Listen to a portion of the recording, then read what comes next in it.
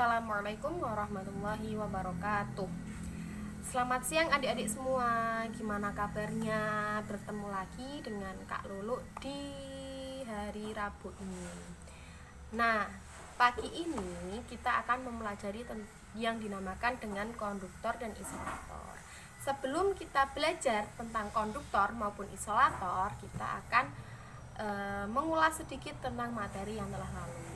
Di pertemuan minggu lalu kita belajar tentang pemuaian dan penyusutan, yaitu di mana suatu benda dapat bertambah besar maupun tambah kecil ketika terkena kalor atau panas.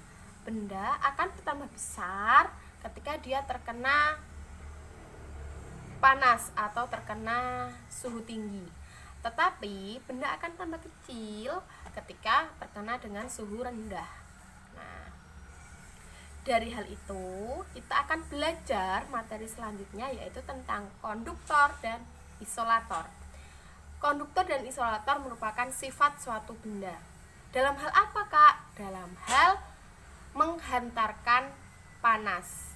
Nah, jadi benda-benda yang ada di sekitar kita terbagi menjadi dua, yaitu yang satu dapat menghantarkan panas atau disebut dengan konduktor, yang satunya lagi benda yang tidak bisa menghantarkan panas atau disebut dengan isolator. Nah, sampai di sini sekarang coba adik-adik semua pergi ke dapur dan lihat barang-barang yang ada di dapur. Pastinya kalian akan menemukan banyak sekali benda. Contohnya ada piring, ada gelas, ada sendok, ada garpu, terus ada lagi mungkin rak piring, kulkas, terus ada lagi misalnya magicom atau rice cooker yang buat menanak nasi. Terus menemukan lagi misalnya kompor, gas LPG, terus mungkin juga kalian akan menemukan teflon, panci, teko, dan banyak sekali. Nah, ternyata benda-benda yang sudah Kak Lulu sebut tadi terbagi menjadi dua macam benda. Ada yang disebut konduktor, ada yang disebut isolator. Nah, sampai sini Kak Lulu akan menunjukkan sebuah benda agar mempermudah kalian dalam memahami pengertian dari konduktor dan isolator. Tara, ini benda yang Kak Lulu maksud. Coba kalian perhatikan. Ya.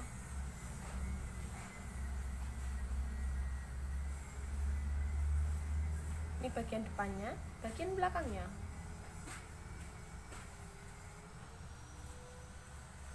Nah, benda ini disebut dengan teflon. Ini teflon ukuran mini yang bisa kita gunakan untuk menggoreng telur. Nah, oke. Benda ini terbagi menjadi dua bagian. Ada yang disebut untuk menggorengnya itu ini ya, ini buat menggorengnya, dan ini pegangannya. Dan benda ini terbagi menjadi dua hal atau dua sifat. Yang satu konduktor, yang satu isolator. Yang mana yang konduktor, yang mana isolator? Yang konduktor adalah yang ini. Yang ini isolator. Kok bisa gitu, Kak?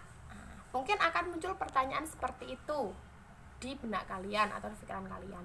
Oke, sekarang Kak Lulu akan mencoba memperagakan ketika benda ini kita gunakan. Ketika benda ini kita gunakan, maka di bawah sini, ini ibaratnya api ya. Ada api. Dia akan seperti ini. Nah, lalu kita akan menggoreng telur. Kita pecahkan telur di atas sini. Ini ada apinya di sini. Nah, ketika ada api di sini, telur yang ada di sini ternyata masak atau matang. Tetapi yang di sini, ketika kita megang seperti ini, tidak akan terasa panas. Nah, itulah maksud dari konduktor dan isolator. Jadi di bagian ini kita sebut dengan konduktor, dan yang ini disebut dengan isolator. Oke. Karena ini model pembelajaran daring, maka Silakan seluruh pertanyaan yang kalian temukan ketika Kak Lulu memberikan materi ini kalian catat, lalu kalian japrikan ke Kak Lulu. Jadi nanti akan Kak Lulu jawab via chat ya. Oke, kita lanjutkan. Nah, dari ini tadi berarti dapat kita ambil kesimpulan bahwa benda yang bersifat konduktor adalah suatu benda yang dapat menghantarkan panas, contohnya teflon. Sedangkan isolator adalah benda yang tidak dapat menghantarkan panas, contohnya plastik. Sebenarnya contoh konduktor dan isolator tidak hanya teflon dan plastik ini, masih banyak contoh yang lainnya. Misalnya kalian tahu wajan, tahu panci, itu juga contoh-contoh dari konduktor. Lalu pegangan panci yang terbuat dari plastik itu adalah contoh dari isolator. Nah, jadi di materi kali ini kalian harus memahami 4 poin. Yang pertama, pengertian konduktor. Yang kedua, pengertian isolator. Ketiga, contoh konduktor. Dan keempat, contoh isolator. Oke. Pembelajaran hari ini sampai di sini.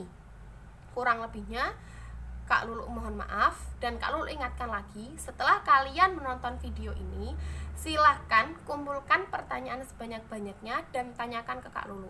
Ya, nanti akan Kak Lulu balas satu persatu. Terkait tugasnya juga akan Kak Lulu share di WA group apa saja yang menjadi tugas di hari ini. Dan untuk PKN, bahasa Jawa dan agamanya kita belajar apa nanti setelah video ini. Wassalamualaikum warahmatullahi wabarakatuh.